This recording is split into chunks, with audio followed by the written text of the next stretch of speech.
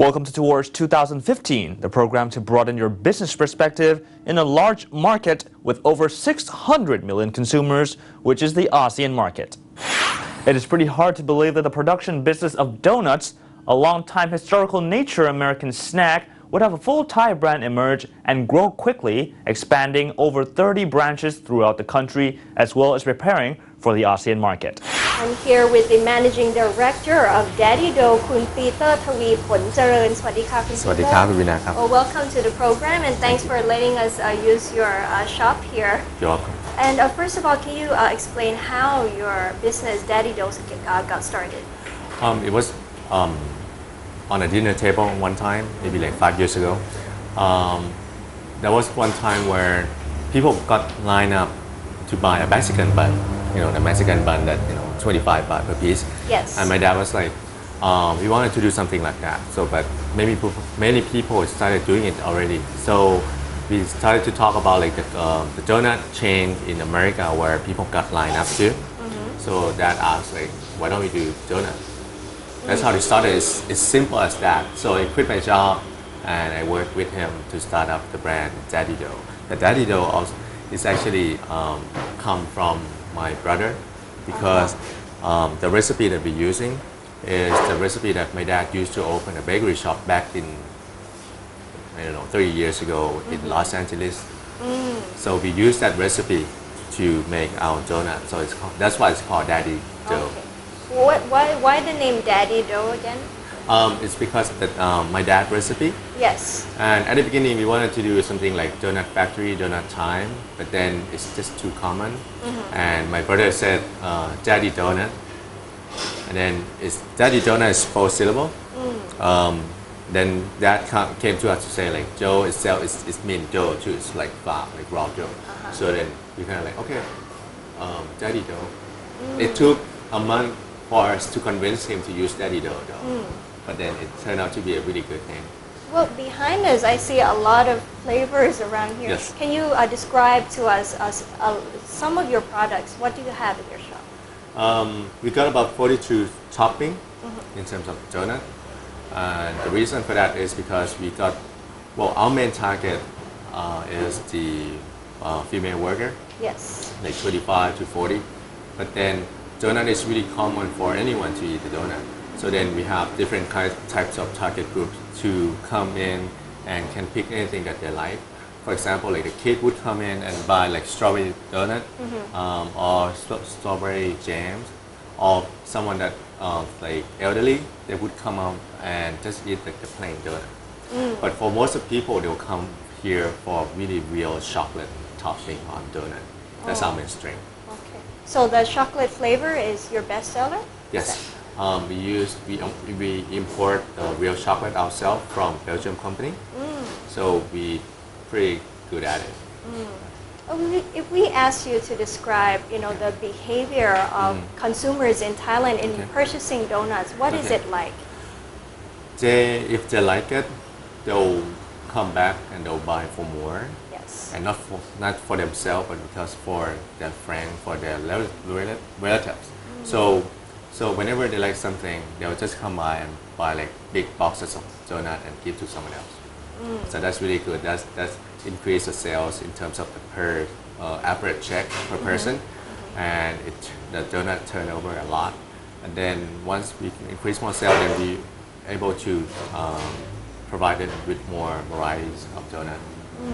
Well, obviously, it's quite a competitive market selling donuts. There are many other shops doing so. How do you deal with your competitors? There are about 5 brands of donut that in the department store. We are the only one that is Thai brand. Yes. We are the smallest in terms of budgeting, in terms of funding, in terms of location. Well, we got 30 locations right now. Of our 30 locations, 5 of them outside of Bangkok, and 3 of them are franchising.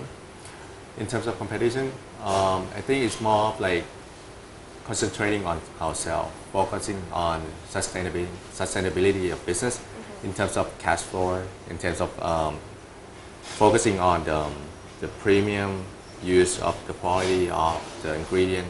For example, like the zero trans fat that we use for our recipe, the real chocolate that we imported, that's increased a lot of value from our brand and in terms of product to the customer. And I think that's really the key thing to maintain into this competition. Are there any other things that makes your donut more special or unique? In terms of varieties, the real chocolate, the zero trans fat, the oil that we use. The other thing would be like the branding and the imaging of the logo, the color that we use. Most of people would think that our brand is from overseas. And with the packaging that we have, and everything adds up to increase the values of the branding. So I think that's another thing to think about when in terms of like, choosing the right donut for them. And I know it wouldn't be easy to deal with perishable products like this. True. So what are the challenges of working in the food industry for you? The donut is only one day. It's day-to-day basis. So we have to forecast every day, like how many donuts they plan to sell today. If the plan it wrong, then they get it a lot of leftover. So it has to deal with the waste of donut every day. But then it's our commitment to make donut fresh every day, and at the end we won't resell it on the next day. So that's one thing. The other thing would be like how to increase the sales, even though the lifetime of the donut is really short. Although the customer can buy it and can leave it overnight, still soft in the morning. Yes. But it's just our way of doing it. It's our commitment. Computer, do you have plans to expand to overseas markets, especially in the ASEAN market? Because of course the AEC is coming in 2015. First of all, Jadido, we register our trademark all around the world already, mostly. So it's a matter of who we talk to, who we find to be our partner or our master franchise. Yes. In terms of AEC, a lot of people talk about like it's really coming. For us, it's more of like opportunities in terms of competition. We know there's going to be a lot of competition for us along the way, but then I see that as opportunity to keep up ourselves.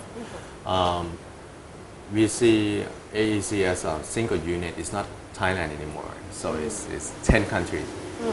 And with competition, we would be able to defend ourselves here, which means we have to expand and secure parameter in terms of expanding location. At the same time, we hope to find more investors to export our brand to somewhere else, for example, like Singapore, like Malaysia, or for those countries. So it'll be fun. More of that on AEC is we would be able to increase varieties of product, because a lot of product that don't really come into Thailand yet. The cost control would be a lot better because we could buy something else at a cheaper price with better competition, which means suppliers would have to do their pricing a lot better than today. So it will be really exciting to come. You mentioned a lot of benefits from the AEC in 2015. Now, do you see any potential risks to your business? Yes.